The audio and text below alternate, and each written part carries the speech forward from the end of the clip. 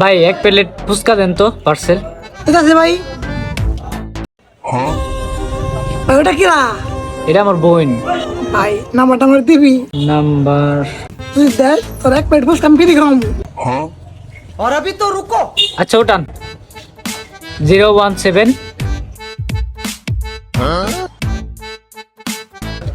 আর এখন ফোন দিন না, আমরা বাসায় যাওয়ার পর ফোন দিন, এখন ফোন দিলে সন্দেহ করবে। আচ্ছা ঠিক আছে, এটা ফুচকা হয়ে গেছে গা, একা দিব লাগবো না।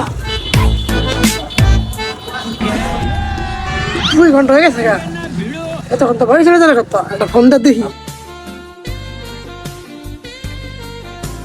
হ্যালো।